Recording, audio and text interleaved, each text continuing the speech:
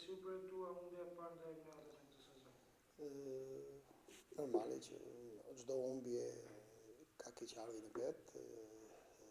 Gjithë jemi të vetëdijshëm për mënyrën se si rrjedhi loja, nuk ishte një ndeshje që duhet ta humnim, ishte më shumë një ndeshje për 0-0, duhet me pranuar që as ne nuk krijuam aq shumë raste që të themi që e meritonin fitoren ose jo, po mendoj që ishte një ndeshje për 0-0.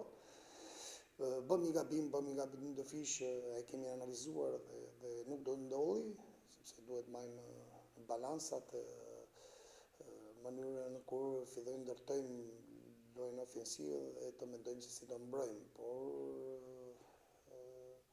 humbja është pjesë e jetës, pjesë e lojës tonë.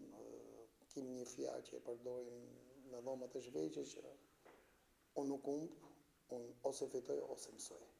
Dhe përkushtohemi tani te ndeshja e radhës. Si ka qenë gjendja e klubit pas kësaj ndeshje?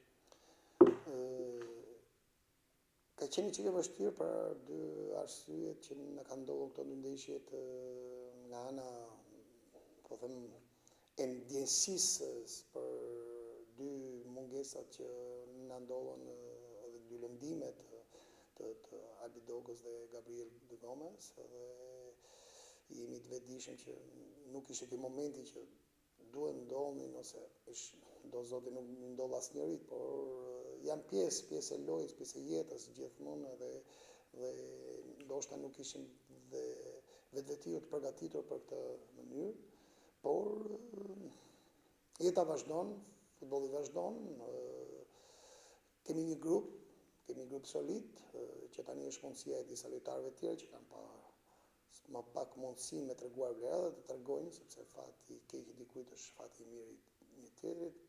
Kjo është jeta, ky është futbolli, dhe mendoj që ky është momenti i dur për të treguar se sa i fortë është ky grup, edhe me ndeshjen e ardhës duhet të reagojmë. Tani ju pret një përballje e rëndësishme me Dinamo, si e shikoni këtë ndeshje?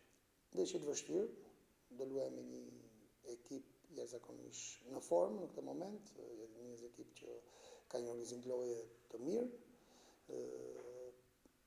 Jemi të vetëdijshëm që quhet, që mund ta themi pak me thojza, që edhe Dinamo do të merret për ndeshjen e parë me ne. E pam që dhe është një ekip jashtëzakonisht, dhe ndoshta mund ta themi që është ekipi kandidat për titull kampion, por nëse ti do të marrësh pjesë në të mirët, atëherë duhet të luash dhe të fitosh me të mirët. Ne e treguam në ndeshjen e parë, është një ndeshje tjetër, çdo ndeshje ka rëndësinë, nuk ka dy ndeshje njësoj, por ne duhet të fokusohemi te loja jonë, te qëllimi, te organizimi i lojës tonë, sepse aty kemi ndikim, normal që do përshtatemi edhe me ekipin kundërshtar, vlerësojmë dhe respektojmë, por ne duhet ta fillojmë të vlerësojmë dhe respektojmë vetën tonë. A duhet të ndryshojë diçka të ute në lojë për të fituar me Dinamo?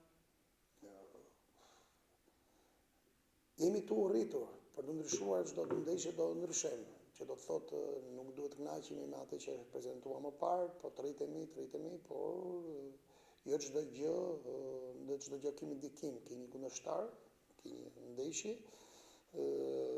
çdo ndeshje ndryshon nga njëra tjetra, ndryshon nga mënyra se si interpretohet, ndryshon nga dispozitat e ditës, ndryshohet nga lojtarët se në momentin e dur se si ndjen.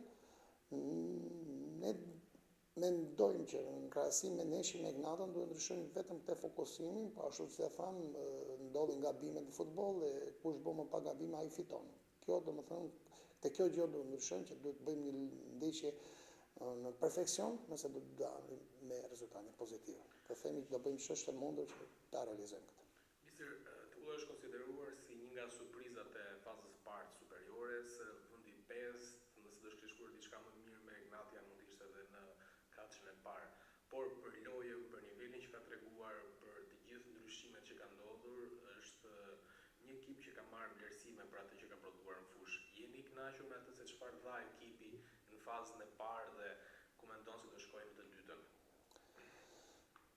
Njeriu asnjëherë s'është i kënaqur, gjithkohë pretendon më shumë, por në një kohë të shkurtër që kemi mbarur përsipër, përgjegjësitë, ne si staf, si klub, presidenca, gjithë, domethënë, duhet të jemi kënaqur me rrjedhën e kësaj. Gjithmonë ka vend më mirë.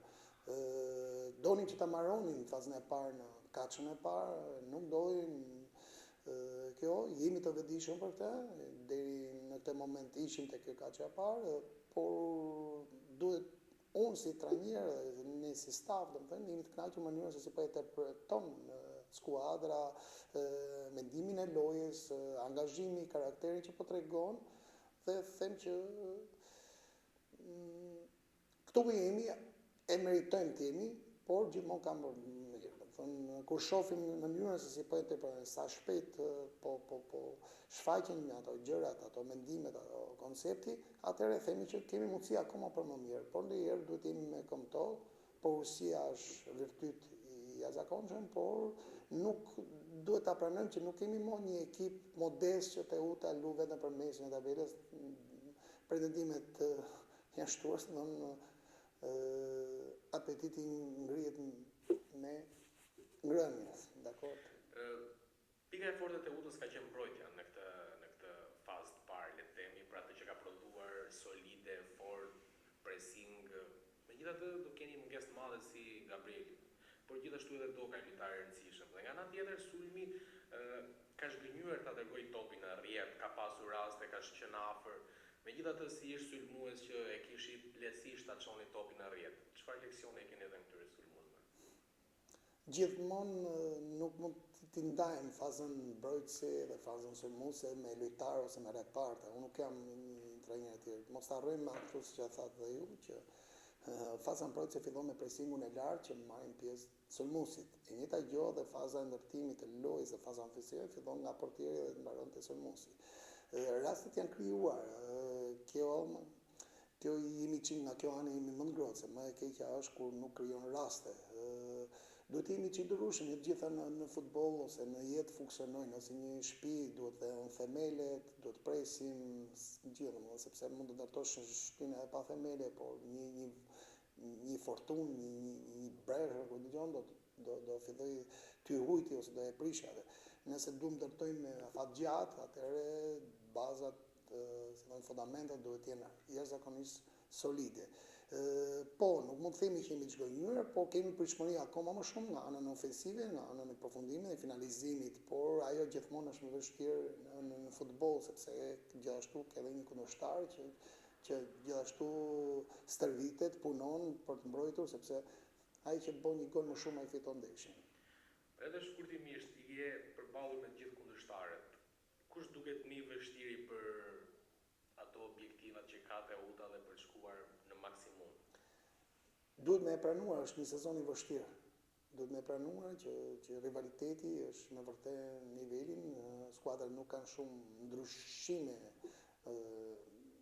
në mënyrën se si e interpretojnë çdo njërin te vlerat e tyre ose mënyrën e lojës, te kualiteti e performancave që tregojnë, por nuk duhen darë tani, por duhet me pranu, janë 3-4 ekipe që mendoj unë që domethënë që do konkurrojnë për këtë katër, ose më themi edhe 5 ose 6, që mendoj që Vllaznia na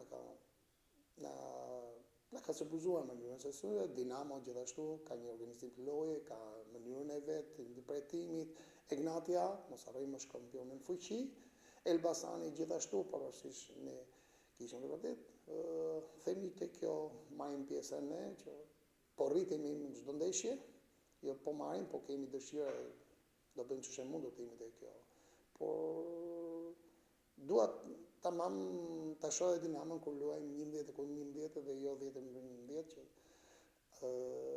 por them që këto janë pak a shumë ekipet që në këtë moment mendoj që me kalimin e kohës dhe flamurtari do rritet, se ka cilësi, individuale, kanë problemet e tyre që ato i di më mirë se sa ne, nuk ja bëjmë, po them që është me vërtet një kampionat dhe një sezon i vështirë, sepse ekipet nuk kanë midis tyre ndryshime të mëdha.